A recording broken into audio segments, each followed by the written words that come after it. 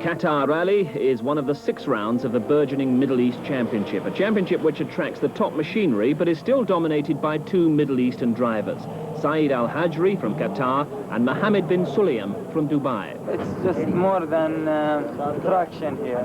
It is the reliability of the car, speed, and it's very rough. So I may not be the fastest in the beginning, the first stages, but what counts is the win at the end. It's a lucrative area for top co-drivers. Irishman Ronan Morgan is Bin Sulayem's passenger.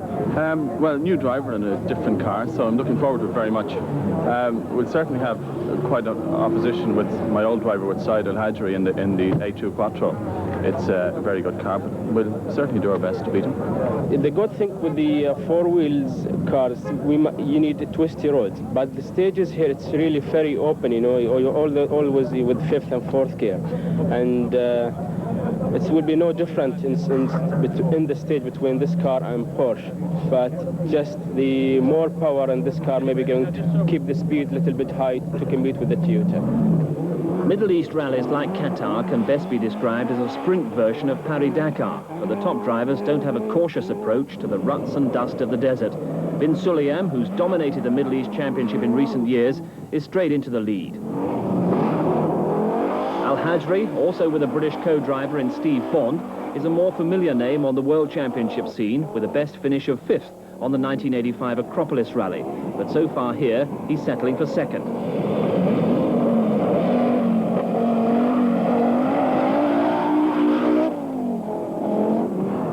Third place, another Audi Quattro and another British co-driver, Terry Thorpe, alongside the Lebanese driver, Michel Saleh.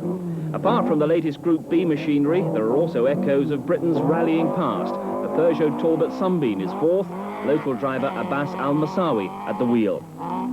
But you can see why this kind of terrain is perfectly suited to Group B rallying. No spectator problems, plenty of room to have the inevitable accidents.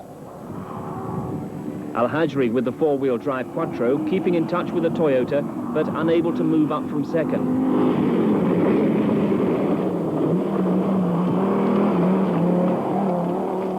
Difficult country for a co-driver to guide his man through. Steve Bond grateful for any positive landmarks, and there are plenty of pipelines in Qatar.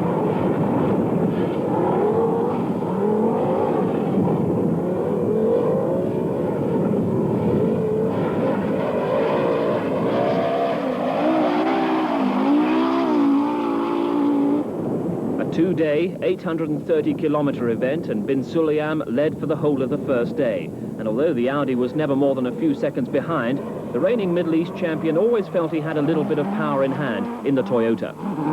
I pushed a bit harder. At night, I didn't lose any time to my daytime stages. So I took the lead again. Tomorrow there is a long day. I like the stages tomorrow. They're a bit better for me. So I will keep the pressure. Maybe I will go a bit faster.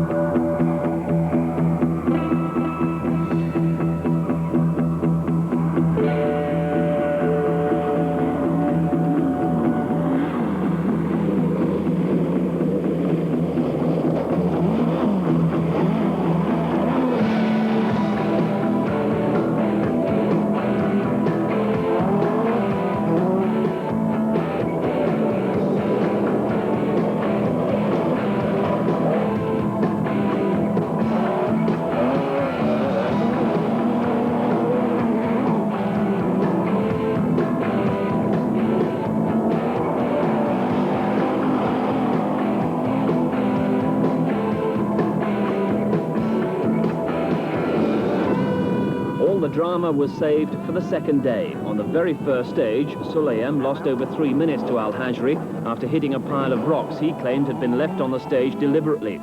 Al Hajri right behind his rival on the stage now, but in fact ahead on the event by about 2.5 minutes.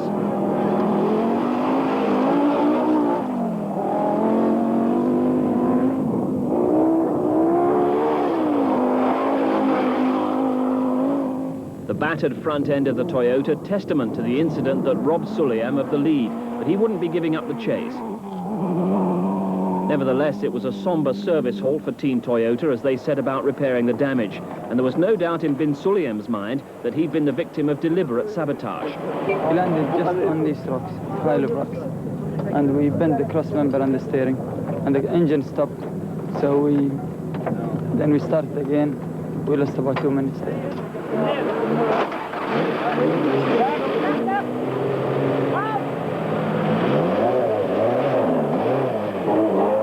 It would appear then that Al Hajri was heading for a comfortable victory in the car prepared by the David Sutton team that runs David Llewellyn in the Open Championship.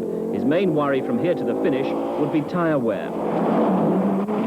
Bin Sulayem's desperate challenge, meanwhile, had hauled back 30 seconds of the Audi's lead. Highest flyer, though, Michel Saleh in his Audi Quattro.